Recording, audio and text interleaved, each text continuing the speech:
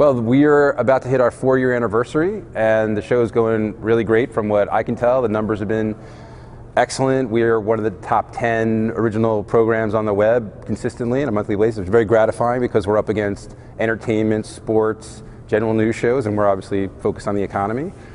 And the show has evolved certainly from the beginning when we were Tech Ticker and we were focused on the tech economy. After the financial crisis of 2008, we shifted gears, and that's how the evolution to the Daily Ticker became about, because we weren't covering so much technology. We were covering the economy, Wall Street, the crash, everything onto, up including politics and policy, because it's all so intertwined these days. So what's the difference of doing a show, that's essentially an on-demand show of clips versus a live show? Traditional business TV like, for example, CNBC or the linear programming on Bloomberg. What's your approach to programming, and how are people consuming it? Well, as you said, people are consuming it on demand. They're consuming it at their discretion, which is great, which is, I think, part of the secret of its success, is that if you don't have to be there at a certain time, and then if you missed it, well, it's gone. You can come anytime, and in theory, the clips are there in perpetuity if you want to go back and watch something. In terms of how it differs from a production standpoint, obviously, we're not covering everything as it's happening immediately. We're not covering live breaking news. We're not a live broadcast, although I hope that starts to happen in the coming year as we build our new studio. So I think what we try to do is focus on adding analysis and some commentary to the news that's you've probably already heard, or you may have heard somewhere in the background, and never say, okay, here's the news, and this is what it means. And I do think the audience responds to that, is that we're giving people context and our insights, and hopefully the right ones, but our opinions, and also the opinions of our guests, of course.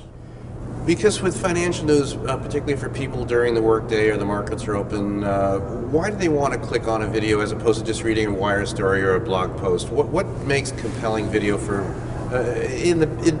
business people in particular? Right. Well, I think the secret sauce for us is the mix of our opinions, myself, Henry Blodgett, Dan Gross, who occasionally sits in with us, and the interactions we have with our guests. And we are getting the A-list guests now, the top people on Wall Street from Washington, policymakers, people like that.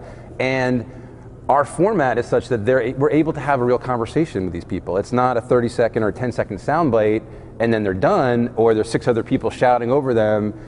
I can't tell you how many guests come on our show and they say, wow, I really appreciate having the opportunity to actually finish a sentence.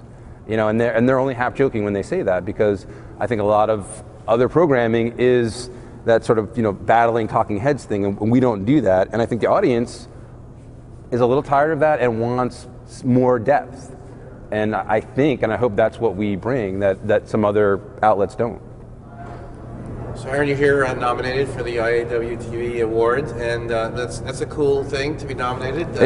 Hope you win it. But tell me about about the feedback you've been getting and sort of how you from the industry.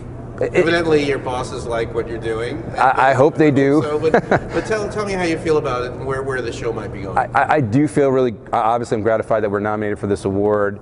I'm so grateful for our audience who lets us know how they're feeling, for good or for bad. That's part of life on the internet.